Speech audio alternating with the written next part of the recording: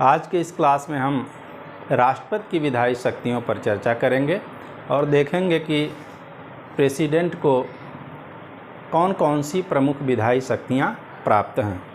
तो आइए शुरू करते हैं। पहला है संसद के अंग के रूप में। आर्टिकल 79 में संसद के गठन की बात कही गई है, संसद के गठन की, और इसमें कहा गया है कि संसद जो होगी ये लोकसभा और राज्यसभा से मिलकर के बनेगी, यानी कि संसद के दो सदन लोकसभा और राज्यसभा, और राष्ट्रपति को भी संसद का अभिन्न अंग माना गया है, यानी कि राष्ट्रपति भी संसद का अभिन्न अंग होता है। तो ये देखिएगा, आर्टिकल 79 के अनुसार ये क्वेश्चन पूछा जा सकता है कि किस आर्टिकल के अनुसार राष्ट्रपति संसद का अभिन्न अंग होता है। तो आर्टिकल 79 के अनुसार राष्ट्रपति संसद का अभिन्न अंग होता है। उसके बाद देखिएगा, राष्ट्रपति को ये शक्ति होती है कि वो संसद में अभिभाषण एवं संदेश भेज सकता है। एक होता है इसका सामान्य अभिभाषण, यानी सामान्य रूप से। तो सामान्य रूप से ये संसद है, संसद के दो सदन लोकसभा और राज्यसभा। तो चाहे कभी भी लोकसभा को संबोधित कर सकता है, किसी भी समय वो राज्यसभा को भी संबोधित कर सकता है, या दोनों सदनों की जो संयुक्त बैठक हो, दोनों सदनों को संयुक्त रूप से भी संबोधित कर सकता है। तो राष्ट्रपति को ये शक्ति होती है कि वह कभी भी लोकसभा को संबोधित कर सकता है, राज्यसभा को संबोधित कर सकता है, लोकसभा और राज्यसभा दोनों को संयुक्त रूप से भी संबोधित कर सकता है। और ये देखिएगा, संदेश, संसद में ये संदेश भेज सकता है। संदेश किस चीज़ के लिए भेजेगा? अगर मान लीजिए कोई विधेयक लंबित है तो इसको कहेंगे लंबित विधेयक के बारे में, यानी कि संसद में ये विधेयक बहुत दिन से पड़ा हुआ है, इस पर कोई चर्चा नहीं हो पा रही है। तो इस लंबित विधेयक के बारे में राष्ट्रपति उस सदन को संदेश भेजेगा कि ये विधेयक इतने दिन से पड़ा हुआ है, इस पे चर्चा कराइए, जो भी करना है इस पे करिए। तो ये हो गया संसद में राष्ट्रपति का अभिभाषण और संदेश भेजना, ठीक है। लेकिन देखिएगा, विशेष अभिभाषण भी होता है। विशेष अभिभाषण कब होता है राष्ट्रपति का? लोकसभा चुनाव के बाद उसका जो प्रथम सत्र आरंभ होता है, यानी कि चुनाव के बाद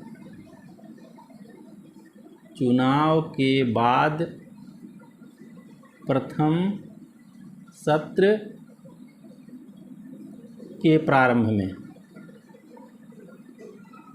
तो राष्ट्रपति का विशेष अभिभाषण होता है, और प्रत्येक वर्ष नए सत्र में, प्रत्येक वर्ष नए सत्र में, तो विशेष अभिभाषण राष्ट्रपति का जो है चुनाव के बाद प्रथम सत्र के प्रारंभ में, और दूसरा है प्रत्येक वर्ष नए सत्र में। वर्ष में संसद के 3 सत्र होते हैं। पहला होता है बजट सत्र, दूसरा है मानसून सत्र, तीसरा होता है शीतकालीन सत्र। तो जो पहला सत्र प्रारंभ होता है बजट सत्र वाला, तो वही हुआ प्रत्येक वर्ष के नए सत्र में। तो उसमें राष्ट्रपति विशेष अभिभाषण करते हैं। राष्ट्रपति जो होता है ये संसद का सत्र बुलाता है। संसद है, इसका सत्र बुलाना और इस सत्र का सत्रावसान करना, सत्रावसान करता है। और राष्ट्रपति जो है ये लोकसभा को भंग कर सकता है। राष्ट्रपति लोकसभा को भंग कर सकता है। लोकसभा को भंग कर सकता है।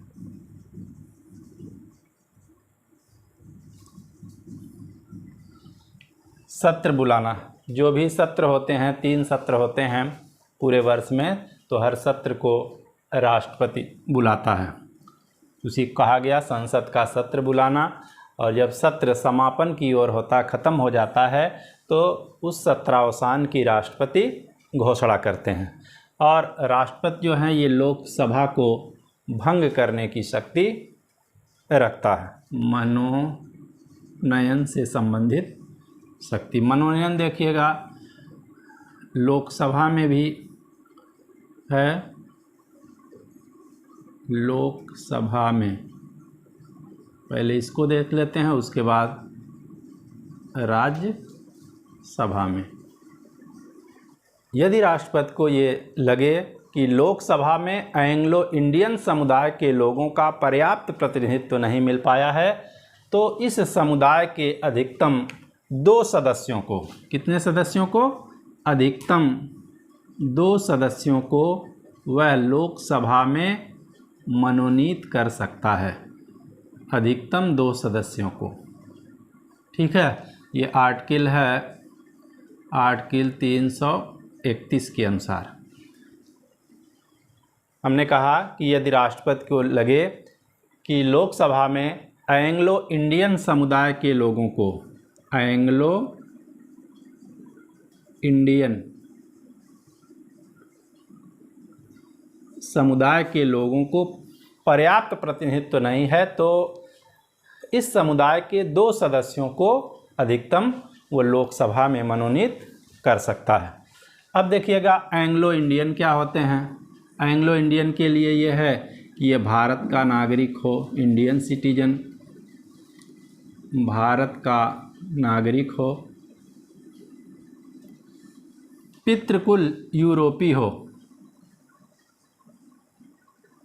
पितृकुल या पितृपक्ष की ओर से ये क्या हो?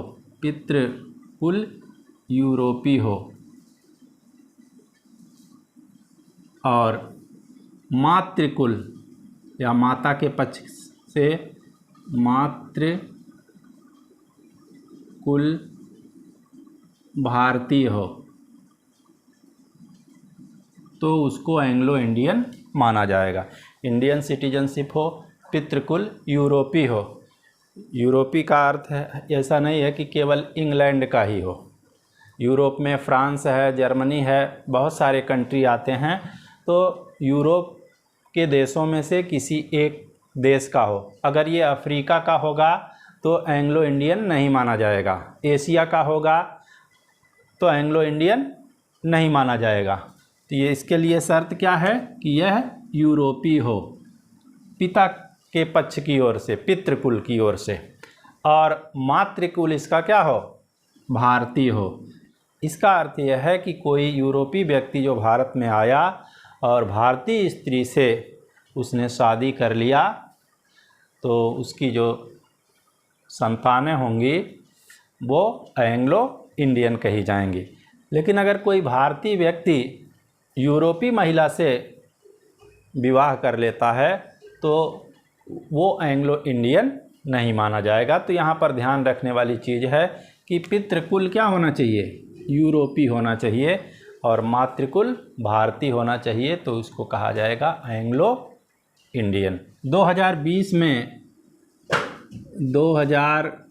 में 104वां संविधान संशोधन हुआ। संशोधन इसमें क्या किया गया कि एंग्लो इंडियन का जो लोकसभा में आरक्षण है, एंग्लो इंडियन का आरक्षण समाप्त कर दिया गया, समाप्त कर दिया गया। तो प्रेजेंट टाइम में लोकसभा में किसी भी एंग्लो इंडियन को आरक्षण प्राप्त नहीं है, क्योंकि ये 2020 में 104वां कॉन्स्टिट्यूशनल अमेंडमेंट होता है। इस अमेंडमेंट के द्वारा एंग्लो इंडियन का आरक्षण समाप्त कर दिया गया। अब देखिए राज्यसभा में आरक्षण। राज्यसभा में राष्ट्रपति 12 ऐसे व्यक्तियों को, 12 सदस्यों को मनोनीत कर सकता है। 12 सदस्यों को आर्टिकल 80 के अनुसार, ठीक है, जो 4 क्षेत्रों में विशेष महारत रखने वाले व्यक्ति होंगे। पहला है साहित्य, दूसरा है कला, तीसरा विज्ञान और चौथा आपका है समाज सेवा। तो आर्टिकल 80 के अनुसार राष्ट्रपति 12 सदस्यों को कहाँ पर, राज्यसभा में मनोनीत कर सकता है, जो साहित्य, कला, विज्ञान और समाज सेवा के क्षेत्र में विशेष महारत रखते हों। विधि निर्माण में राष्ट्रपति की भूमिका। संसद के दोनों सदनों के द्वारा पारित होकर के जब विधेयक राष्ट्रपति के पास जाता है तो राष्ट्रपति के पास क्या शक्तियां होती हैं, ये हम लोग देखेंगे। ये संसद है, संसद के दोनों सदन, ये लोकसभा हो गई और राज्यसभा, दोनों सदनों द्वारा पारित होकर के विधेयक लास्ट में राष्ट्रपति के पास जाता है उसकी स्वीकृति के लिए। किसके पास जाता है, राष्ट्रपति के पास जाता है, के पास स्वीकृति के लिए। तो राष्ट्रपति को क्या अधिकार है, राष्ट्रपति को यह अधिकार होता है कि वह विधेयक को स्वीकार कर ले, स्वीकार कर सकता है, विधेयक को वह अस्वीकार कर सकता है, और तीसरा विकल्प ये होता है कि राष्ट्रपति विधेयक को न तो स्वीकार करता है और न ही अस्वीकार करता है, बल्कि पुनर्विचार के लिए संसद को लौटा देता है। पुनर्विचार हेतु संसद को ये लौटा सकता है। यदि राष्ट्रपति ने इस विधेयक को संसद के पास लौटा दिया पुनर्विचार करने के लिए, तो ये दोनों सदन उसको अगर पुनः साधारण बहुमत से अगर पारित कर देते हैं, दोबारा अगर राष्ट्रपति के पास आता है विधेयक, तो दोबारा उस पर स्वीकृति देने के लिए राष्ट्रपति बाध्य है। यानी कि पुनर्विचार के लिए राष्ट्रपति के पास अगर दोबारा आता है तो दोबारा उस विधेयक पर स्वीकृति देने के लिए राष्ट्रपति क्या हो गया, बाध्य है। हमने क्या कहा, विधि निर्माण में राष्ट्रपति की क्या भूमिका है। इस संसद के दोनों सदनों के द्वारा यदि कोई विधेयक पारित होकर के राष्ट्रपति के पास स्वीकृति के लिए जाता है, प्रेसिडेंट के पास स्वीकृति के लिए जाता है, तो राष्ट्रपति को ये 3 ऑप्शन होते हैं। उस विधेयक को स्वीकार कर लेगा तो कानून बन जाएगा, अधिनियम बन जाएगा, अस्वीकार कर लेगा तो समाप्त हो जाएगा। पुनर्विचार के लिए तीसरा विकल्प होता है कि संसद के पास पुनर्विचार के लिए ये लौटा दे, और जब राष्ट्रपति विधेयक को संसद के पास पुनर्विचार के लिए लौटाएगा तो ये संसद पुनः, यानी कि लोकसभा और राज्यसभा साधारण बहुमत से प्रस्ताव पारित करके पुनः दोबारा राष्ट्रपति के पास अगर भेजते हैं विधेयक को, तो राष्ट्रपति दोबारा इस पर अपनी स्वीकृति देने के लिए बाध्य होता है। एक चीज़ और यहाँ पर देखिए कि आर्टिकल 200 के अनुसार राज्यपाल जो होता है राज्य विधानमंडल के किसी भी विधेयक को राष्ट्रपति के लिए आरक्षित कर सकता है। कौन आरक्षित कर सकता है, राज्यपाल। किस विधेयक को, राज्य विधानमंडल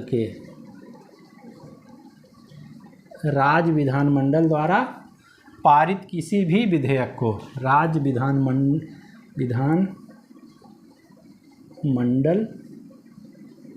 द्वारा पारित। हमने कहा कि आर्टिकल 200 के अनुसार राज्यपाल राज्य विधानमंडल के द्वारा पारित किसी भी विधेयक को राष्ट्रपति की स्वीकृति के लिए आरक्षित रख सकता है। किसकी स्वीकृति के लिए? राष्ट्रपति की स्वीकृति के लिए आरक्षित रख सकता है। देखिए राज्य विधानमंडल, यहाँ पर विधानमंडल की बात कही गई है।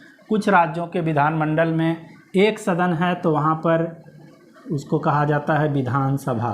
जिन राज्यों का विधानमंडल एक सदनी है तो उस सदन को कहा जाता है विधानसभा।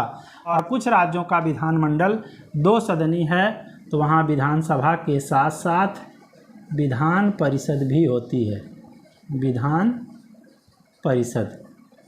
ठीक है, तो अनुच्छेद 200 के अनुसार राज्य विधानमंडल द्वारा पारित किसी भी विधेयक को राज्यपाल राष्ट्रपति की स्वीकृति के लिए आरक्षित कर सकता है। तो यहाँ पर राष्ट्रपति को क्या अधिकार प्राप्त है राज्य विधानमंडल के विधेयक के बारे में? तो यहाँ पर भी देखिए क्या है कि राष्ट्रपति इसको स्वीकार कर सकता है, अस्वीकार कर सकता है। विधेयक को पुनर्विचार हेतु विधानमंडल को लौटा सकता है, यानी पुनर्विचार हेतु भेज सकता है। पुनर्विचार हेतु विधानमंडल को, विधानमंडल को वापस कर सकता है, यानी लौटा सकता है।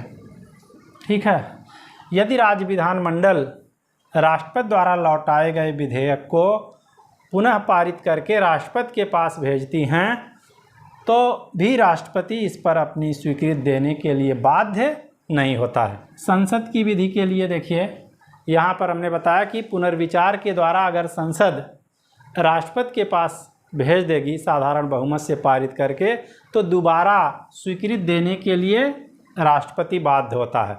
लेकिन राज्यपाल द्वारा जो राज्य विधानमंडल के विधेयक आरक्षित किए जाते हैं राष्ट्रपति के लिए, इस पर अगर राष्ट्रपति पुनर्विचार के लिए विधानमंडल को वापस करता है, विधानमंडल इसे पारित करके पुनः राष्ट्रपति के पास भेजते हैं, फिर भी राष्ट्रपति इस पर अपनी स्वीकृति देने के लिए बाध्य नहीं है। देखिए संयुक्त बैठक जो है, संयुक्त बैठक आर्टिकल 108, आर्टिकल 108 के अंतर्गत राष्ट्रपति संसद के दोनों सदनों की, किसकी? संसद के दोनों सदन यानी कि लोकसभा और राज्यसभा, संसद के दोनों सदनों की संयुक्त बैठक बुला सकता है। दोनों सदनों की संयुक्त बैठक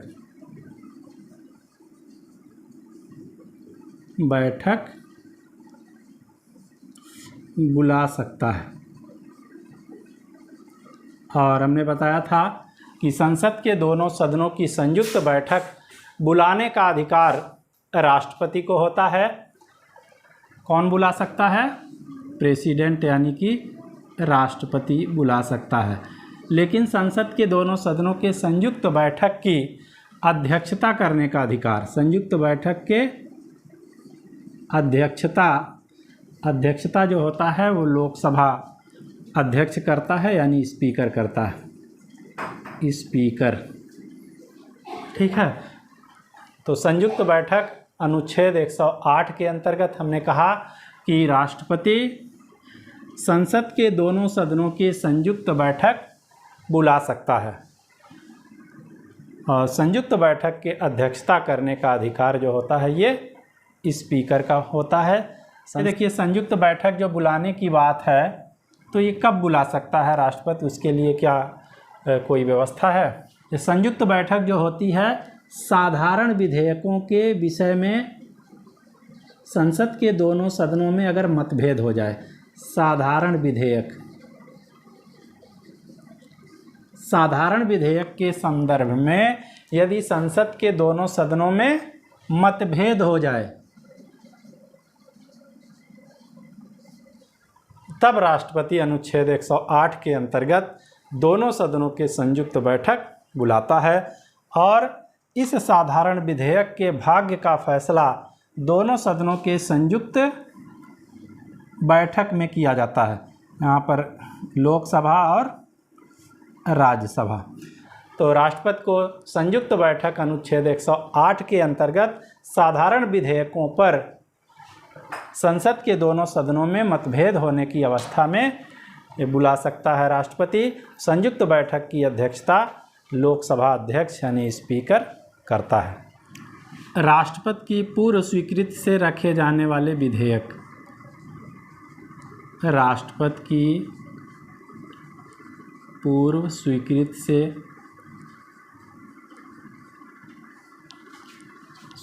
से रखे जाने वाले विधेयक। कुछ विधेयक ऐसे होते हैं जिनको संसद में रखने से पहले राष्ट्रपति महोदय की पूर्व स्वीकृति आवश्यक होती है। तो पहला है भारत की संचित निधि से भारित होने वाले विधेयक। भारत की संचित निधि पर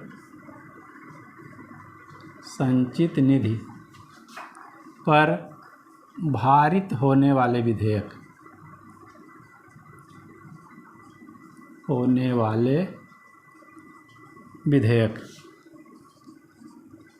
इस प्रकार के विधेयक को संसद में पेश करने से पहले राष्ट्रपति की पूर्व स्वीकृति आवश्यक होती है। तो भारत की संचित निधि पर भारित होने वाले विधेयक ये राष्ट्रपति की पूर्व स्वीकृति से संसद में रखे जाते हैं। दूसरा है राज्य पुनर्गठन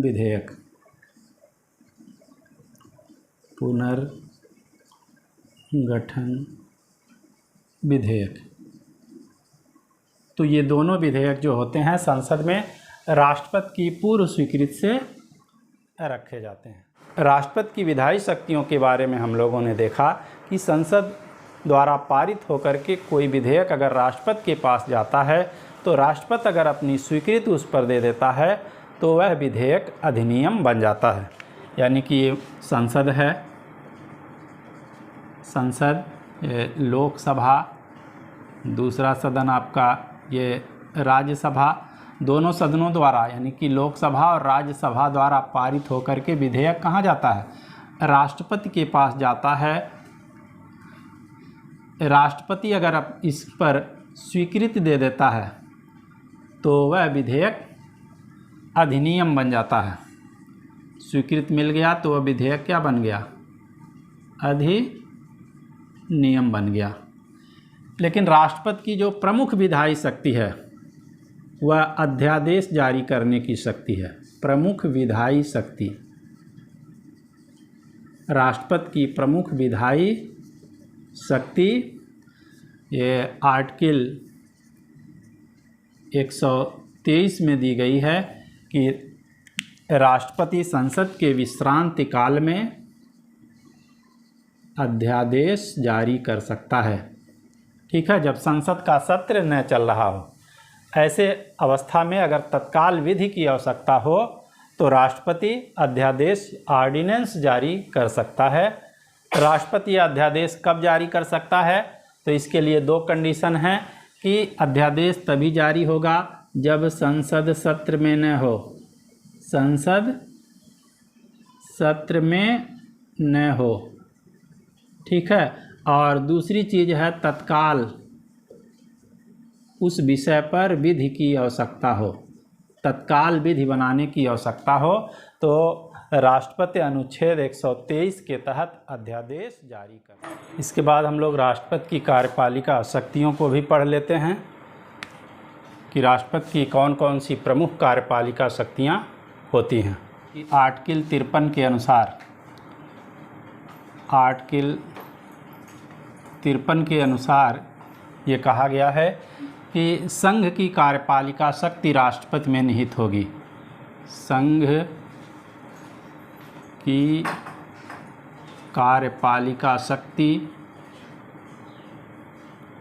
कार्यपालिका शक्ति किस में निहित होगी? राष्ट्रपति में निहित होगी।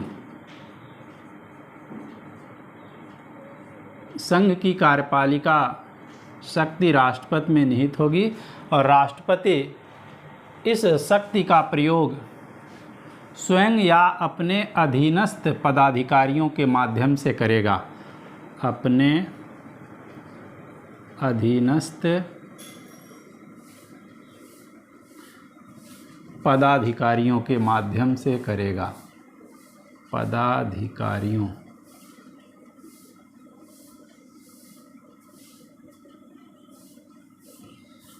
आर्टिकल 53 कहता है कि संघ की जो कार्यपालिका शक्ति होगी, ये कार्यपालिका शक्ति राष्ट्रपति में निहित होगी और राष्ट्रपति इस कार्यपालिका शक्ति का प्रयोग स्वयं या अपने अधीनस्थों के माध्यम से करेगा। यहाँ पर अधीनस्थ पदाधिकारी का संकेत जो है ये मंत्रिपरिषद की ओर है। ठीक है। इसके बाद देखिए आर्टिकल 74। आर्टिकल 74 क्या कहता है? आर्टिकल 74 में कहा गया है कि राष्ट्रपति को उसके कार्यों में सहायता और परामर्श देने के लिए, राष्ट्रपति को उसके कार्यों में क्या करने के लिए? सहायता और परामर्श देने के लिए एक मंत्री परिषद होगी। एक मंत्री परिषद होगी। राष्ट्रपति इसी मंत्रिपरिषद की सलाह के अनुसार कार्य करेगा। आर्टिकल 74 ये कहता है कि राष्ट्रपति को उसके कार्यों में सहायता और सलाह देने के लिए, परामर्श देने के लिए एक मंत्रिपरिषद होगी और राष्ट्रपति इसी मंत्रिपरिषद की सलाह के अनुसार कार्य करेगा। यानी कि राष्ट्रपति जो होगा किसकी सलाह पर काम करेगा? मंत्रिपरिषद की सलाह पर काम करेगा। 42वां संविधान संशोधन हुआ था तो राष्ट्रपति को मंत्रिपरिषद की सलाह मानने के लिए बाध्य कर दिया गया था। किसमें? 42वें संविधान संशोधन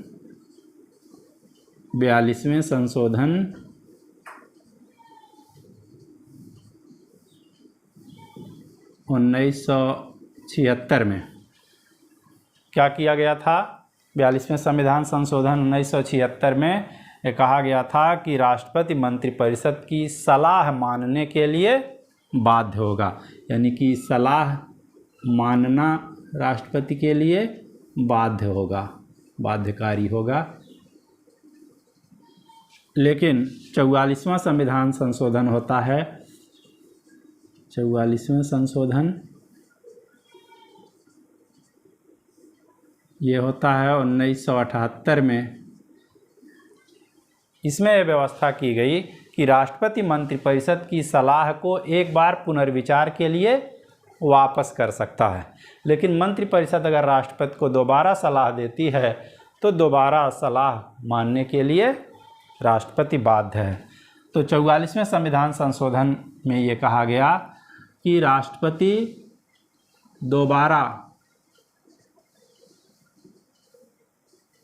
दोबारा सलाह मानने के लिए बाध्य है।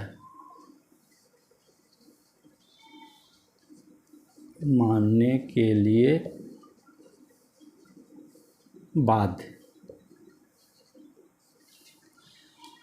यहाँ पर राष्ट्रपति को एक बार छूट दे दिया गया कि मंत्रिपरिषद ने कोई सलाह दिया तो राष्ट्रपति एक बार पुनर्विचार के लिए मंत्रिपरिषद के पास भेज सकता है, वापस कर सकता है। लेकिन अगर मंत्रिपरिषद पुनः सलाह देती है, वही सलाह देती है, तो दोबारा राष्ट्रपति सलाह मानने के लिए बाध्य है। ये 44वें कॉन्स्टिट्यूशनल अमेंडमेंट के द्वारा ये व्यवस्था की गई।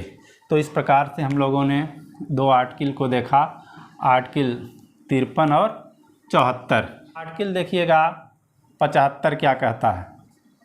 आर्टिकल 75, आर्टिकल 75 के अनुसार राष्ट्रपति जो होता है ये प्रधानमंत्री की नियुक्ति करता है। प्रधानमंत्री की नियुक्ति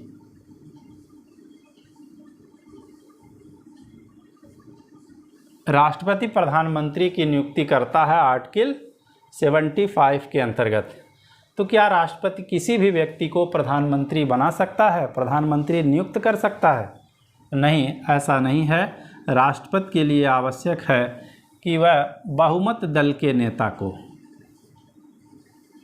बहुमत दल के नेता को ही प्रधानमंत्री नियुक्त कर सकता है। राष्ट्रपति के लिए आवश्यक है कि राष्ट्रपति प्रधानमंत्री बहुमत दल के नेता को ही नियुक्त करेगा। तो ये था आर्टिकल 75। इसके बाद अगली आर्टिकल है आर्टिकल 77। आर्टिकल 77 में क्या कहा गया है कि सरकार के सभी काम राष्ट्रपति के नाम, सरकार के सभी काम राष्ट्रपति के नाम से किए जाएंगे। यानी कि भारत सरकार के जितने भी वर्क होंगे, जितने भी कार्य होंगे, सब राष्ट्रपति के नाम से किए जाएंगे। सरकार के सभी काम राष्ट्रपति के नाम, राष्ट्रपति के नाम से किए जाएंगे। और भारत सरकार के जो भी निर्णय होंगे, भारत सरकार जो भी निर्णय लेगी, ये सभी निर्णय राष्ट्रपति के निर्णय माने जाएंगे। जैसे युद्ध और शांति की घोषणा करता तो राष्ट्रपति है, लेकिन सलाह जो होती है वो मंत्रिपरिषद की होती है। तो जितने भी देश के कार्य होते हैं सबके सब राष्ट्रपति के नाम से किए जाते हैं। जो संधियां की जाती हैं, जो समझौते किए जाते हैं, सब करता तो है, परामर्श ये मंत्रिपरिषद देता है, लेकिन नाम जो होता है वो राष्ट्रपति का होता है। इसीलिए राष्ट्रपति देश का संवैधानिक प्रधान है। तो इस आर्टिकल के अनुसार आप देख रहे हैं कि राष्ट्रपति राष्ट्र का, देश का संवैधानिक प्रधान होता है। सरकार के सभी कार्य राष्ट्रपति के नाम से किए जाते हैं और सरकार जो भी निर्णय लेती है वो राष्ट्रपति के निर्णय माने जाएंगे। इसके बाद एक महत्वपूर्ण आर्टिकल है आर्टिकल 78। 78 में एक महत्वपूर्ण अधिकार राष्ट्रपति को दिया गया है कि ये सूचना मांग सकता है। इस शासन से संबंधित किसी भी विषय पर राष्ट्रपति किससे सूचना मांग सकता है? प्रधानमंत्री से, यानी कि पीएम से सूचना मांग सकता है। और पीएम का यह दायित्व है कि राष्ट्रपति जो भी सूचना मांग रहा है इस सूचना को उपलब्ध कराए। हमने कहा आर्टिकल 78 के अनुसार राष्ट्रपति प्रधानमंत्री से शासन संबंधित किसी भी विषय पर सूचना मांग सकता है और प्रधानमंत्री का यह कर्तव्य है कि यह राष्ट्रपति द्वारा चाही गई सूचना को उपलब्ध कराए। ये सूचना का अधिकार है, अनुच्छेद 78 के अनुसार राष्ट्रपति को दिया गया है। ये एक महत्वपूर्ण अधिकार होता है। राष्ट्रपति की कार्यपालिका शक्तियों में एक महत्वपूर्ण शक्ति होती है नियुक्ति करने का अधिकार। राष्ट्रपति को बहुत सारे आयोग के अध्यक्षों, सदस्यों और अधिकारियों की नियुक्ति करने का अधिकार प्राप्त होता है। तो इसमें देखेंगे, पहला ले सकते हैं मंत्रिपरिषद। मंत्रिपरिषद की नियुक्ति, मंत्रिपरिषद, राष्ट्रपति मंत्रिपरिषद की नियुक्ति जो होता है ये प्रधानमंत्री की सलाह पर करता है। राष्ट्रपति, हमने बताया कि अनुच्छेद 75 के अंतर्गत प्रधानमंत्री की नियुक्ति करता है और प्रधानमंत्री की सलाह पर अन्य मंत्रियों की नियुक्ति करता है, यानी मंत्रिपरिषद की नियुक्ति करता है। किसकी सलाह पर? पीएम की सलाह पर। दूसरा आप देखेंगे कि महान्यायवादी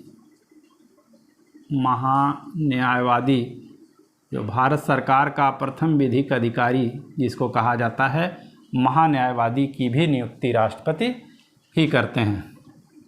अगला है राज्यपाल। विभिन्न राज्य में जो राज्यपालों की नियुक्ति होती है, राज्यपाल की नियुक्ति राष्ट्रपति के द्वारा ही किया जाता है और ये तीनों लोग राष्ट्रपति के प्रसाद पर्यंत पद धारण करते हैं। प्रसाद पर्यंत, राष्ट्रपति के प्रसाद पर्यंत अपना पद धारण करते हैं। इसका मतलब यह है कि इन लोगों के ऊपर राष्ट्रपति की जब तक कृपा रहेगी तब तक अपने पद पर बने रह सकते हैं और जिस दिन राष्ट्रपति चाहेगा इनको हटा देगा। इसके बाद देखिएगा नियंत्रक महालेखा परीक्षक। नियंत्रक एवं महालेखा परीक्षक, जिसको कंट्रोलर एंड ऑडिटर जनरल कहा जाता है, इसकी भी नियुक्ति राष्ट्रपति के द्वारा की जाती है और शार्ट में इसको कैग बोलते हैं। CAG, controller and auditor general, नियंत्रक एवं महालेखा परीक्षक की नियुक्ति राष्ट्रपति करता है। सुप्रीम कोर्ट के जो भी जज होते हैं, सुप्रीम कोर्ट के जजों की नियुक्ति करता है। हाई कोर्ट के भी जजों की नियुक्ति राष्ट्रपति करता है। सुप्रीम कोर्ट और हाई कोर्ट के न्यायाधीशों की नियुक्ति करता है। इसके बाद देखिएगा वित्त आयोग। वित्त आयोग की नियुक्ति राष्ट्रपति के द्वारा की जाती है आर्टिकल 280 के अनुसार। और है राजभाषा आयोग। राजभाषा आयोग, इसकी भी नियुक्ति राष्ट्रपति के द्वारा ही की जाती है। और कुछ प्रमुख आयोगों के अध्यक्षों और उसके सदस्यों की भी नियुक्ति राष्ट्रपति करता है। जैसे राष्ट्रीय मानवाधिकार आयोग, राष्ट्रीय मानवाधिकार आयोग, राष्ट्रीय महिला आयोग, महिला आयोग, अनुसूचित जाति आयोग, अनुसूचित जाति आयोग, अनुसूचित जनजाति आयोग, अन्य पिछड़ा वर्ग आयोग, अन्य पिछड़ा वर्ग आयोग, अल्पसंख्यक आयोग, अल्पसंख्यक आयोग, संघ लोक सेवा आयोग, संघ लोक सेवा आयोग। इन सभी के, ये जितने भी आयोग हमने लिखे हैं, इन सभी आयोगों के अध्यक्षों एवं सदस्यों की नियुक्ति राष्ट्रपति के द्वारा की जाती है। यानी कि राष्ट्रीय मानवाधिकार आयोग के अध्यक्ष और सदस्य, राष्ट्रीय महिला आयोग के अध्यक्ष और सदस्य, अनुसूचित जाति, अनुसूचित जनजाति, अन्य पिछड़ा वर्ग आयोग, अल्पसंख्यक आयोग और संघ लोक सेवा आयोग, इन सभी के अध्यक्षों एवं सदस्यों की नियुक्ति कौन करता है? राष्ट्रपति करता है, प्रेसिडेंट के द्वारा किया जाता है। इसके बाद राष्ट्रपति की सैन्य शक्तियां देख लेते हैं कि सैन्य शक्तियों में इसे क्या प्राप्त है।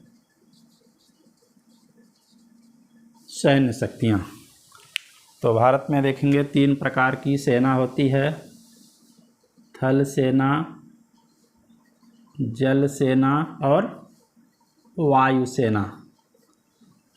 तो राष्ट्रपति इन सशस्त्र सेनाओं का सर्वोच्च कमांडर होता है। इन तीनों सेनाओं के अध्यक्षों की नियुक्ति राष्ट्रपति करता है।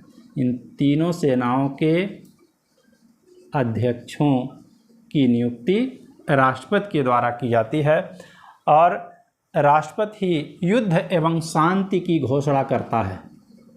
युद्ध एवं शांति की घोषणा राष्ट्रपति के द्वारा ही किया जाता है। इसके बाद देखेंगे कि कुछ राष्ट्रपति को राजनयिक शक्तियां भी प्राप्त होती हैं। कूटनीतिक या राजनयिक शक्तियां, कूटनीतिक या इसी कह सकते हैं राजनयिक शक्तियां। तो राष्ट्रपति जो होता है ये अंतर्राष्ट्रीय मंचों पर भारत का प्रतिनिधित्व करता है।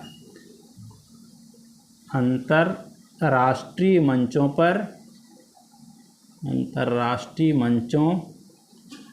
पर भारत का ये प्रतिनिधित्व करता है। सभी संधियां और समझौते, जितनी भी संधियां होती हैं और समझौते होते हैं,